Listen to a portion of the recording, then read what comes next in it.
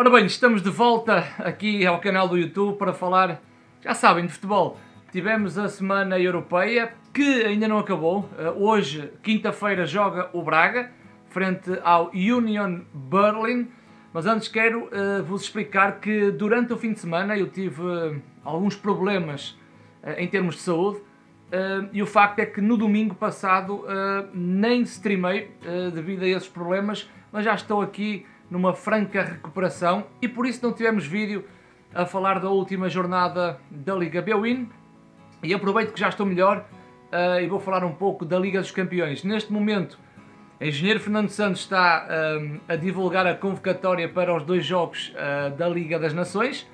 Jogo contra a Checa e depois em Braga vamos ter também o jogo frente à Espanha.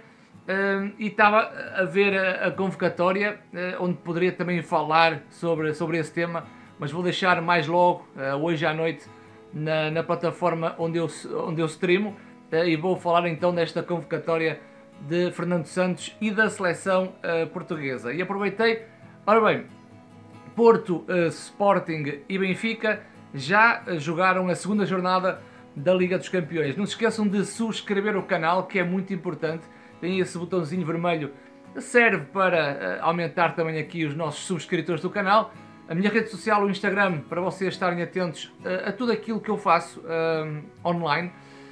E aqui em baixo tem todos os links na descrição sobre as outras redes sociais e relevância sobre este vídeo no que diz respeito à descrição e por aí fora.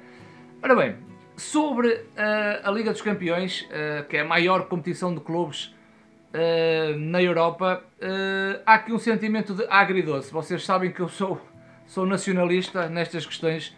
Para mim, Portugal estará sempre à frente de qualquer outro país, e quando uma equipa portuguesa joga é assim que eu vejo o futebol, ou seja, eu estou a olhar para o outro lado e vejo uma equipa inglesa, vejo uma equipa belga e vejo uma equipa italiana. Por isso o meu sentimento é muito agridoce. Gostei da grande exibição que o Sporting fez frente ao Tottenham. Desde já detestei o jogo do Futebol Clube do Porto frente ao Clube Rouge, e gostei do Benfica naquele grande jogo também, com uma boa vitória no terreno da Juve. Falando sobre o Sporting de Ruben Amorim, que ganha 2-0 à equipa do Tottenham. E quem me segue na plataforma onde eu faço streams, o pessoal depois vê o transfer daquilo que é a previsão e aquilo que é a análise. Eu faço primeiro uma previsão no dia anterior e falo muito sobre o adversário, para dar às pessoas o conhecimento sobre essas equipas, e depois faço o transfer para a minha análise e tudo aquilo que se passou dentro das quatro linhas. O Sporting fez um grande jogo, na minha opinião. O Sporting foi a equipa que encontrou um equilíbrio perfeito entre saber defender para depois saber atacar. E isso é muito importante no futebol nos dias de hoje. O Tottenham tem 3 jogadores na frente que desempenham um papel muito importante, o que poderá criar engodo para o setor defensivo do Sporting, e o Sporting manteve a defesa à zona, ou seja, não caiu nesse engodo. Richarlison e Son muitas vezes desciam e os jogadores do setor defensivo do Sporting não reduziam o espaço e ficavam na zona, e isso foi uma peça importante num puzzle, até porque o Son, quando desce, poderia tabular com o Harry Kane e aparecer nas costas, porque são jogadores extremamente rápidos, tanto o Son como o Richarlison, e aquele setor defensivo do Sporting esteve incrível, e isso foi uma base para aquilo que o Sporting poderia fazer dentro das quatro linhas, e depois com bola aproveitar os tais espaços que a equipa do Tottenham ia dando à equipa do Sporting, e era a partir daí que o Sporting depois recebia mais oxigênio sobre o jogo que o próprio Tottenham estava a conceder à equipa do Sporting. Claro que o trio da frente do Sporting, e falamos com bola, é um trio bastante móvel, que vai oferecendo também aquelas dificuldades que o trio do Tottenham também oferecia à equipa do Sporting. A grande diferença é que o Sporting estava preparado para esse momento, e parece-me que o Tottenham não estava preparado para esse trio bastante móvel da equipa do Sporting. Claro que eu tenho de destacar o meio campo do Sporting. Tanto o Morita como o Ugarte fizeram um excelente jogo, e também gostei da entrada do Alexandropoulos. Para mim o grego tem uma margem de progressão enorme, e poderá ser um grande ativo para Ruben Amorim ainda esta temporada. Tanto Morita como o Ugarte conseguiram pautar pelo equilíbrio do meio campo e muito também com o auxílio dos extremos do Sporting. Tanto o Trincão como o Pote eram muito importantes para fechar o meio campo a depender do lado da bola, e isso foi também dando oxigênio a Ugarte e a Morita. Se a bola estiver num dos lados, o extremo contrário tem que fechar dentro e fazer um trio no corredor central para que o Sporting seja mais coeso, seguro, para depois, mesmo no jogo sem bola, conseguir depois, com bola, na transição ofensiva, ser uma equipa bastante perigosa. Uma nota, claro, para Edwards. Acho que o selecionador inglês já está de olho no miúdo.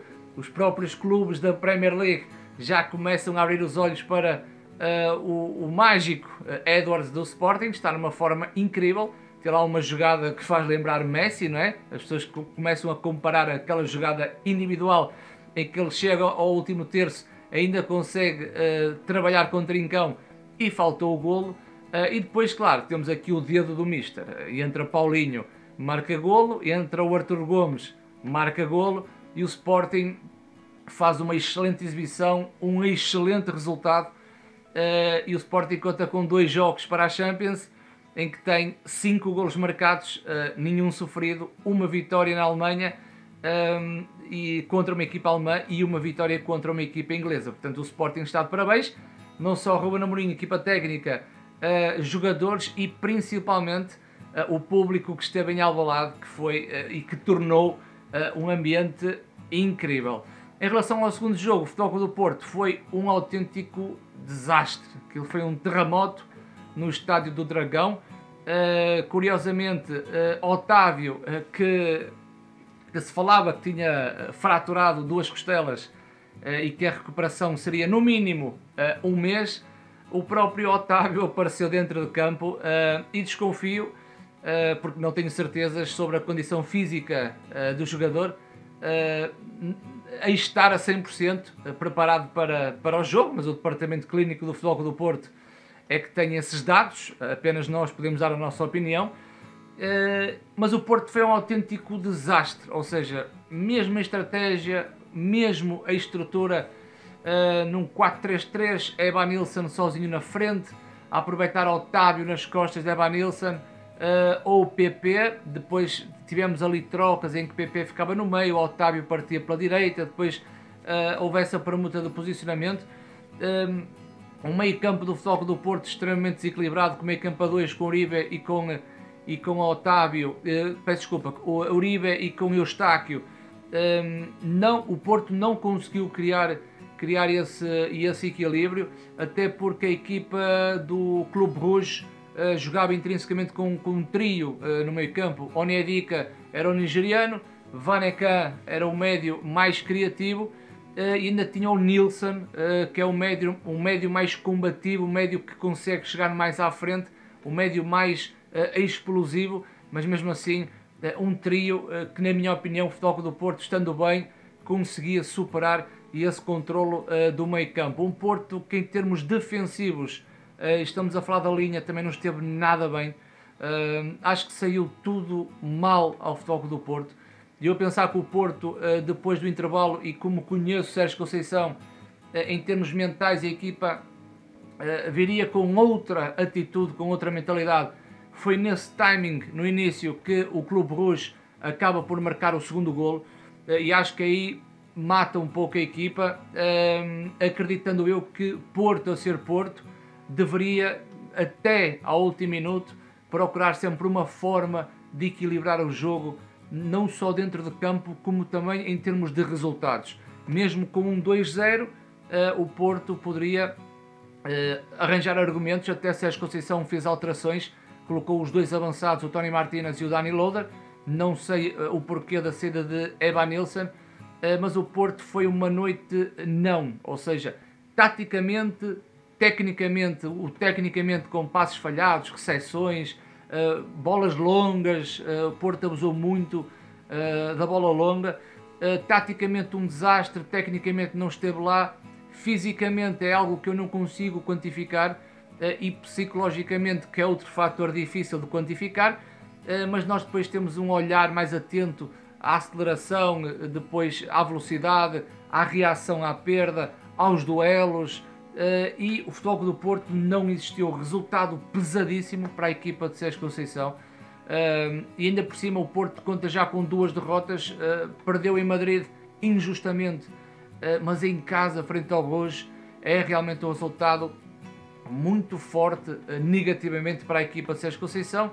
A ver, vamos no futuro e ver como é que o Porto vai reagir na 3ª jornada desta Liga dos Campeões. O Benfica seguiu o caminho vitorioso do Sporting, ou seja, o Sporting faz um grande jogo, uma grande vitória, Benfica um grande jogo, uma grande vitória. Ainda por cima ao contexto de fora, frente à Juventus, Juventus que tinha perdido frente ao Paris Saint-Germain por 2-1, e aqui definia alguma coisa, porque o Benfica a vencer faz 6 pontos, mas se a Juve vencesse 3 pontos para cada lado, mesmo o empate acabava por ser positivo fora, e que o Benfica poderia fazer 4 pontos e a Juve 1 ponto, mas esta vitória, meus amigos, e concordo com o treinador da Juventus, porque o jogo poderia ter ficado 4-1, 5-1, e poderia ser quase um resultado histórico e humilhante para a equipa da Juventus, e a vitória é perfeitamente justa para a equipa de Roger Schmidt.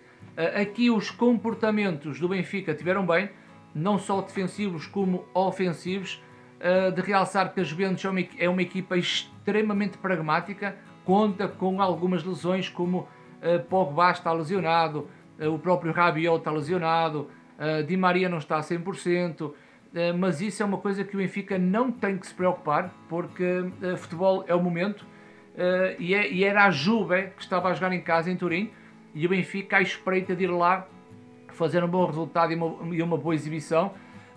E o Benfica tem claramente, mesmo com o meio campo a 2 e com o Rafa a ser uma peça importante, não só defensivamente como ofensivamente, tudo aquilo que eu previ no dia anterior aconteceu no jogo da Juve, numa grande exibição do Benfica, e principalmente o Benfica tinha a lição muito bem estudada. Pareceu-me que o Benfica estava preparado para a Juventus, mas a Juventus não estava preparado para este Benfica. 20 minutos iniciais que o Benfica andou ali um bocado a tentar encaixar com a estrutura da Juventus, a Juventus com o meio campo a 3, mas que McKennie e Miretti perdiam muito o seu posicionamento, deixando o Paredes sozinho naquela zona central, e foi nesse espaço que Rafa foi importante para a transição ofensiva e para essa ligação no processo de ataque. E defensivamente o Benfica conseguiu, a partir dos 20 minutos, encaixar nesse meio campo, em que Enzo e Florentino claramente tinham referências em McKennie e Miretti, e depois Rafa, muito importante, a estorbar a ação de Paredes, que era o número 6, o jogador à frente da linha defensiva. Portanto, em termos defensivos e em termos ofensivos, essa era a chave, era o corredor central, o meio campo, e depois o Benfica claramente a desenvolver o seu jogo com as subidas do João Mário pelo lado esquerdo, Neres pelo lado direito, e as movimentações de Gonçalo Ramos para a abertura dos espaços. O Benfica, com esta estrutura, com Enzo e com Florentino, são 2 médios que jogam de frente para o jogo, e a identidade do Benfica está muito bem definida. Está fechado o espaço, joga no apoio frontal, e Enzo ou Florentino fazem a mudança do corredor à bola. E isso dá mais gasolina à equipa do Benfica e mais tranquilidade. Acho que o Benfica teve muito bem depois na contenção dos corredores laterais, até porque a Juventus vive muito de Quadrado no lado direito e de Kostic do lado esquerdo, e o Benfica, a partir desse minuto 20, conseguiu equilibrar o jogo. E quando eu falo em equilíbrio, é defender bem e atacar bem. Portanto, aí é que eu pauto pelo equilíbrio, porque normalmente quando eu falo em equilíbrio as pessoas só olham para a vertente defensiva. Isso está errado. Quando eu falo em equilíbrio, é ter uma equipa que defenda bem e uma equipa que ataque bem. E foi a partir do minuto 20, nesse enquadramento no espaço central, que o Benfica depois começou a crescer. E o crescimento é defensivamente e ofensivamente. Acho que o Benfica fez um excelente jogo. Há jogadores que estão realmente a aparecer no Benfica, como é o caso do António, e outros jogadores que se estão a afirmar nesta equipa do Benfica, que por exemplo é o caso do Florentino. Estamos a falar de 2 jogadores da formação do Benfica. E temos jogadores diferentes daquilo que era ano passado. O Rafa não é o mesmo jogador do ano passado, o João Mário não é o mesmo jogador do ano passado, e isso faz claramente a diferença. Mesmo o Grimaldo não é o mesmo jogador da época passada, e depois o Benfica tem 2 jogadores que nas suas contratações teve um papel muito importante. Um é o Neres, do lado direito, e o outro é o Enzo, no corredor central. Portanto, grande vitória para o Benfica, 2 jogos, 2 vitórias nesta Liga dos Campeões. Tanto o Benfica como o Sporting estão a fazer uma excelente campanha na Liga dos Campeões. Porto, é preciso acordar, Porto, porque o país também precisa mais de um Futebol Clube do Porto forte, até porque este ano nas competições europeias temos apenas 4 equipas a pontuar e que no final é dividir por 6, portanto precisamos de um Porto forte, de um Braga forte e de um Benfica e Sporting forte, para que nós consigamos aumentar o número de pontos, que até a esta jornada, sem contar com a Liga Europa de hoje, Portugal é o país com mais pontos, e esse é o nosso caminho. Muito obrigado por terem assistido ao vídeo. Estamos de regresso para a previsão da Liga BWin. O vídeo sai amanhã.